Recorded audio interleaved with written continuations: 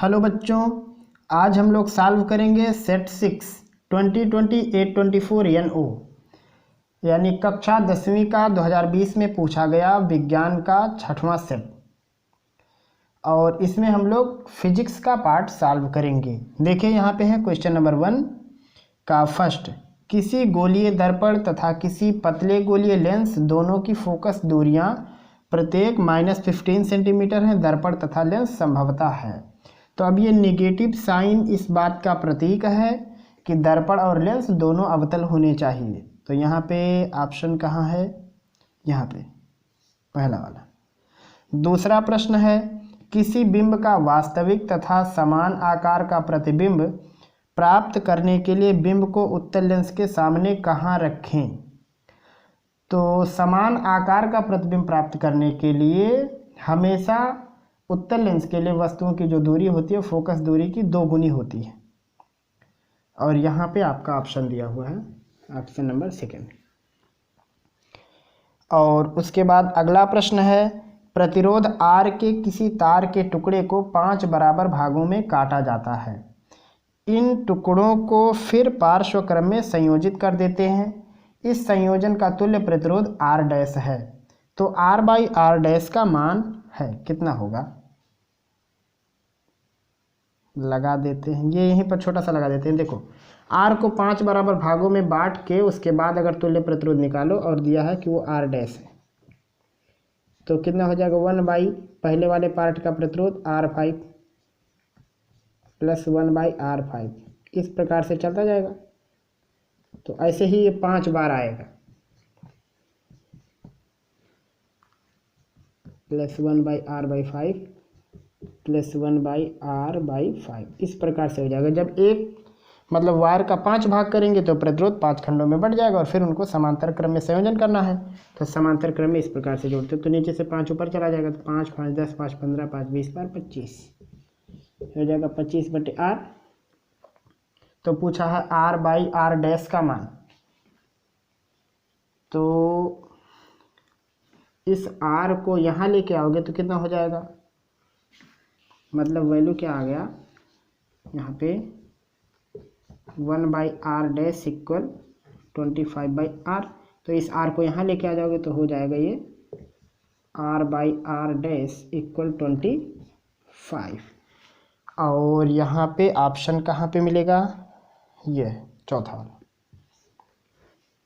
और यही इस ऑप्शन का सही मतलब कह सकते हैं, यही इस प्रश्न का सही ऑप्शन है। और उसके बाद लास्ट वाला प्रश्न दिया है कि लघुपथन के कारण परिपथ में विद्युत धारा का मान। तो जब लघुपथन होता है तो धारा बढ़ जाती है, नॉर्मल सी बात है। कहाँ है ये लास्ट में बहुत अधिक बढ़ जाता है।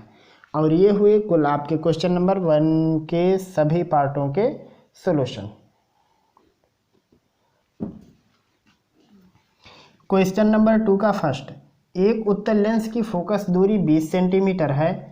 इस लेंस से कितनी दूरी पर कोई वस्तु रखी जाए जिससे उसका वस्तु से 2 गुना बड़ा प्रतिबिंब बने जबकि प्रतिबिंब वास्तविक हो? यहाँ पे ये मेन पॉइंट लिख दिया है।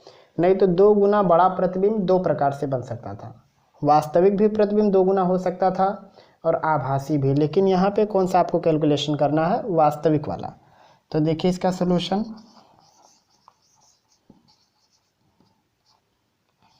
दूसरे का फर्स्ट, इसमें क्या क्या दिया हुआ है? फोकस दूरी उत्तल लेंस की 20 सेंटीमीटर और दिया है कितनी दूरी पर रखें पता नहीं है। और यहाँ पे दिया है कि 2 गुना बड़ा प्रतिबिंब बन रहा है। तो यहाँ m इक्वल हो जाएगा, मैग्नीट्यूड लगा देते हैं इस प्रकार से, V/U। m की वैल्यू है 2 और ये हो गया V और यहाँ पे U मैग्नीट्यूड के साथ। तो यहाँ से अगर कहें कि V की वैल्यू कितनी होगी तो हो जाएगी 2U। चिन्ह क्या आएगा? V का पॉजिटिव आएगा। जब वास्तविक प्रतिबिंब बने उत्तल लेंस द्वारा तो V का मान प्लस में होता है। अब इसमें वैल्यू रख देंगे तो हो जाएगा 1/F की जगह पर कितना लिखेंगे? 20। और V क्या है? U का डबल है और U माइनस में है, तो यहाँ चूँकि U माइनस में होता है तो ये जो लेंथ होगी ये हो जाएगी 2U। माइनस में 1/u, तो हो जाएगा ये 1/20 इक्वल 2 से यहाँ पे गुणा हो जाएगा तो 1 - 2, और यहाँ पहले से माइनस है और नीचे हो जाएगा 2u, तो ये हो जाएगा 1/20 इक्वल -3/2u। तो गुणा करेंगे तो हो जाएगा यहाँ से 2u इक्वल 20×60, तो u की वैल्यू आएगी -30 सेंटीमीटर। मतलब ये होगा कि वस्तु को लेंस से 30 सेंटीमीटर की दूरी पर जब रखेंगे तो प्रतिबिंब 2 गुना बड़ा बनेगा और वास्तविक बनेगा, और यही है इस प्रश्न का सलूशन। इसमें ज़रा माइनस प्लस पर ध्यान देने की ज़रूरत है। यहाँ पे उत्तल लेंस की फोकस दूरी 20 है, वो ठीक है। उसके बाद आवर्धन दिया है 2 गुना। अब चूँकि आवर्धन माइनस होता है, लेकिन हम यहाँ पे मैग्नीट्यूड के सहारे सवाल हल कर रहे हैं, इसलिए हमने ऐसा कर दिया है। तो जब वास्तविक होता है तो पक्का ये आवर्धन माइनस ही होता है, ये जाने रहना। लेकिन यहाँ पे मैग्नीट्यूड से सवाल लगाने से क्या होता है, चिन्हों में थोड़ी गलती होने का चांस कम हो जाता है, इसलिए हमने ऐसा लगा दिया। तो यहाँ पे आप मॉड ऑफ यम लिखोगे इक्वल v/u, यम की वैल्यू आपको 2 लेनी है, किसी का भी चिन्ह नहीं लेना है। तो यहाँ से v इक्वल हो गया 2u, और वास्तविक प्रतिबिंब है तो मतलब v दूसरे छोर पर ही होगा, पक्का होगा। लेकिन अब चूंकि u माइनस होता है तो यहाँ पे जब हम लोग रखते हैं तो हम लोगों को चिन्ह ध्यान में रखना रहता है। तो v की वैल्यू है 2u और u माइनस में होता है, तो इसलिए यहाँ पे माइनस लगा दिया, और ये पहले से यहाँ पे ठीक ठाक है। तो उसके बाद यहाँ जब नॉर्मल कैलकुलेशन हुआ तो आपका वैल्यू जो आ गया u इक्वल -30 सेंटीमीटर, और यही इस प्रश्न का जवाब भी है।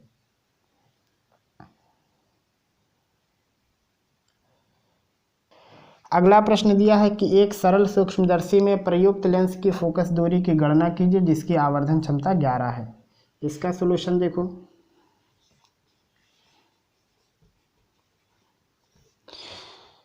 सॉल्यूशन इसका क्या होगा, ये है दूसरे का सेकंड वाला। सॉल्यूशन इसका है कि अब चूंकि ये सरल सूक्ष्मदर्शी है तो इसके आवर्धन क्षमता का सूत्र होता है 1 + d/f, ये होता है, और इसी पर लगा के कैलकुलेट कर देना है। यहाँ m की वैल्यू दिया हुआ, आवर्धन क्षमता 11 है, 1 + d की वैल्यू 25 सेंटीमीटर, और यहाँ हो गया f, और उसके बाद 11 में से 1 जाएगा 10 बराबर 25/f। तो यहाँ से कह सकते हैं कि f की जो वैल्यू आएगी वो हो जाएगी 25/10 बराबर 2.5 सेंटीमीटर, यानी f की वैल्यू हो गई 2.5 सेंटीमीटर। यानी अगर सरल सूक्ष्मदर्शी की आवर्धन क्षमता 11 है और स्पष्ट दृष्टि की न्यूनतम दूरी 25 सेंटीमीटर है तो लेंस की फोकस दूरी कितनी होगी, 2.5 सेंटीमीटर। यही इसका सलूशन है। उसके बाद अगला दिया हुआ 3, 4, 25, 100 फोकस दूरी के 4 उत्तल लेंस है। खगोलीय दूरदर्शी के लिए, अवदृश्यक और नेत्रिका के लिए किस किस लेंस का उपयोग करने से अधिकतम आवर्धन क्षमता प्राप्त होगी। तो दूरदर्शी बनाना है तो अवदृश्यक बड़े फोकस का होता है और नेत्रिका छोटे की। काम खत्म। तो यहाँ पे सबसे छोटा ये है, इसको नेत्रिका बना देंगे, और ये सबसे बड़ा है, इसको अवदृश्यक बना देंगे, और यही इस प्रश्न का सलूशन। मतलब आप इसको ऐसा लिख सकते हो कि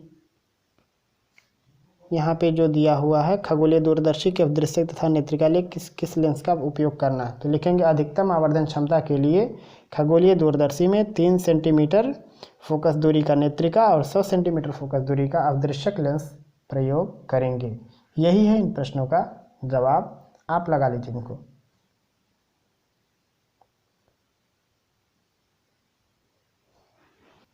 क्वेश्चन नंबर 3 का फर्स्ट, कोई 2 सेंटीमीटर लंबा बिंब 10 सेंटीमीटर फोकस दूरी के किसी उत्तल लेंस के मुख्य अक्ष के लंबवत रखा है। बिंब की लेंस से दूरी 15 सेंटीमीटर है। बिंब की प्रकृति, स्थिति तथा आकार ज्ञात कीजिए। देखिए इसका सलूशन।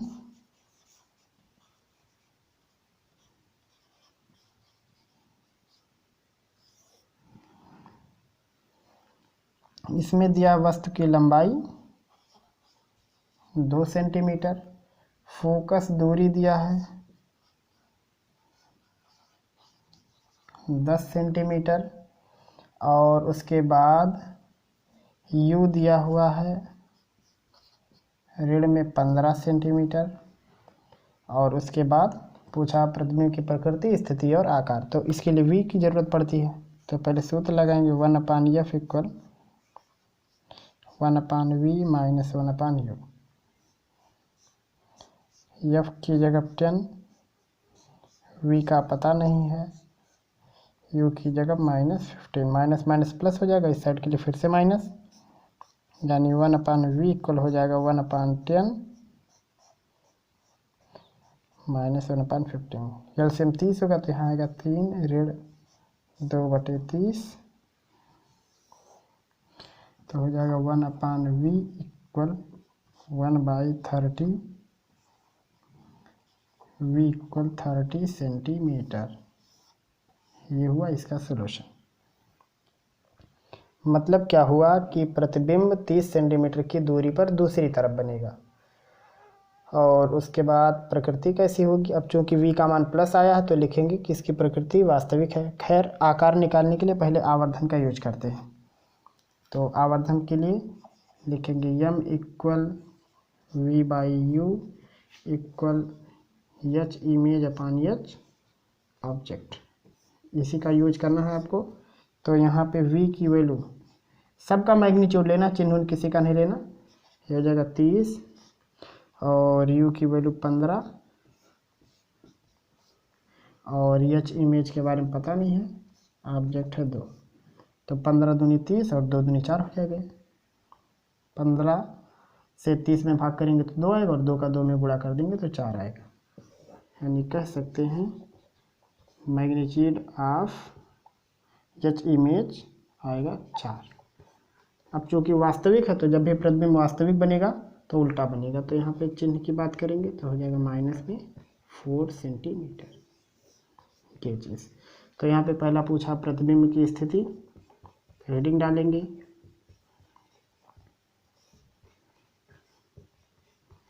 प्रतिबिंब की स्थिति। उत्तर क्या रहेगा इसका, लेंस के पीछे 30 सेंटीमीटर दूरी पर। प्रतिबिंब की प्रकृति कैसी है,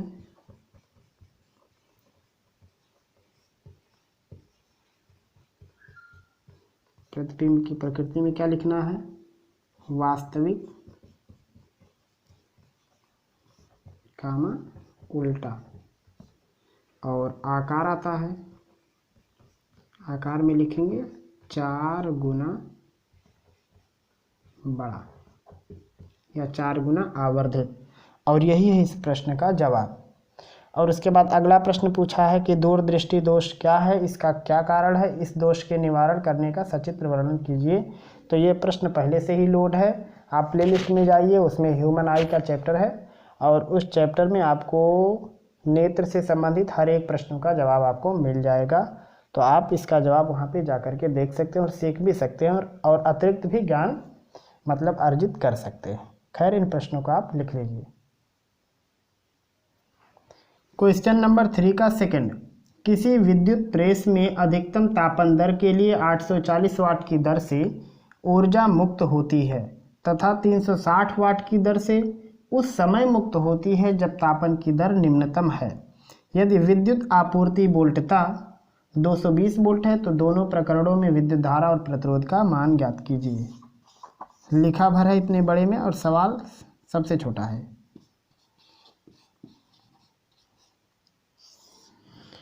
इसमें क्या क्या दिया हुआ है, पहले वाले में पावर दिया है तो पहले पोजीशन में पावर लिखा हुआ है 840 वाट और उसके बाद दूसरा वाला पावर है 360 वाट और उसके बाद वोल्टता, दोनों बार वोल्टेज 220 ही है। बस इतनी सी चीज़ है और सारा काम आपको करना। तो निकालना है इसमें I1 का मान और I2 का मान। सूत्र होता है P इक्वल VI से I1 बराबर हो जाएगा P1/V। तो पहले एक तो निकाल लेते हैं। P1 की वैल्यू है 840 और V की वैल्यू है 220।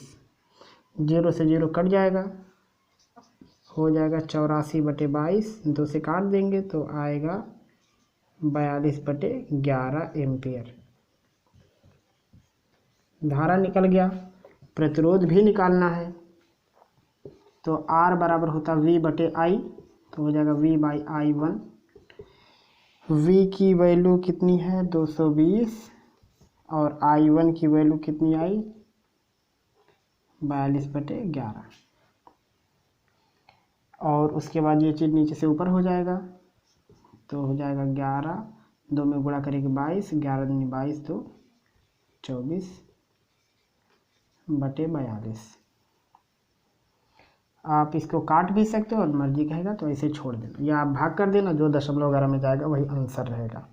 खैर ऐसे ही आपको I2 भी निकालना है, तो I2 बराबर हो जाएगा P2/V।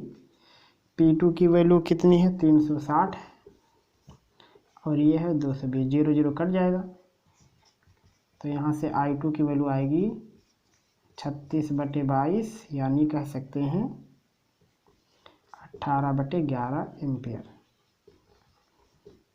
यहाँ भी निकालना है आपको R, तो R2 बराबर हो जाएगा V/I2, तो V का मान 220 और I2 का मान 18/11, तो ये हो जाएगा 2420/18 ओम।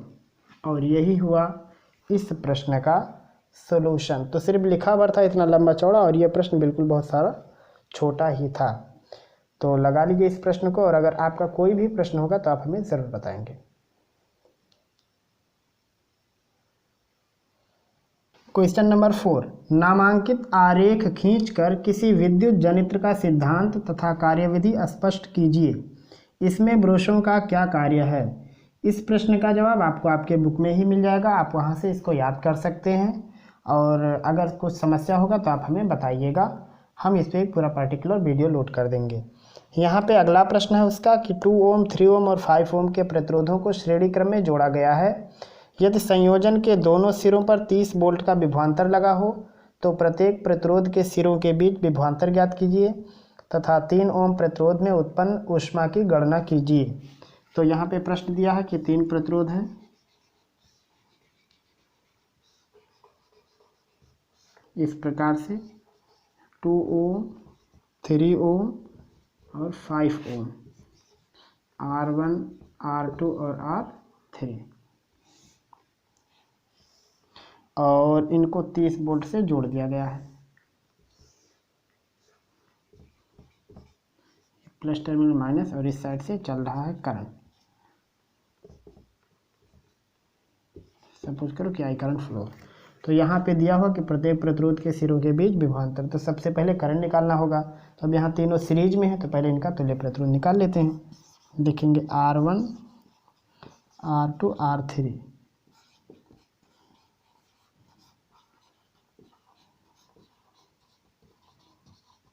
श्रेणी क्रम में है, तो तुल्य प्रतिरोध कितना होगा R1, R2 और R3 बराबर 2 धन 3 धन 5, 5 3 8 तो 10, तो R इक्विवेलेंट हो जाएगा 10 ओम। अब V का मान दिया हुआ है तो I निकाल सकते हैं, लिखेंगे इसलिए I बराबर V/R इक्विवेलेंट, मतलब 30/10 बराबर हो जाएगा 3 एम्पियर। ये हो गया।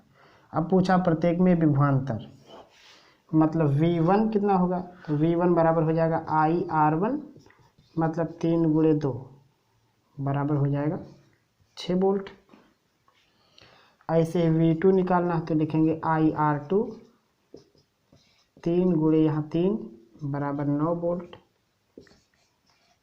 V3 तो हो जाएगा IR3, I का मान 3 है और यहाँ 5 5 3 15 वोल्ट। आप ऐसे भी चेक कर सकते हो, 15 9 24 6 30, यानी आप कोई भी 2 निकाल लो, 30 में से 2 घटा दो जोड़ के, तब भी तीसरा आ जाएगा। तो यहाँ एक कम हो गया, हर एक प्रतिरोध का विभवांतर मिल गया। फिर पूछा है कि 3 ओम प्रतिरोध में उत्पन्न ऊष्मा की गणना कीजिए।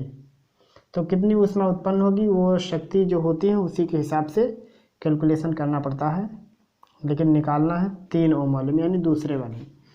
तो यहाँ कितना हो जाएगा, P बराबर होता है V इंटू आई, तो यहाँ पे दूसरे वाले में निकालना है V2I2।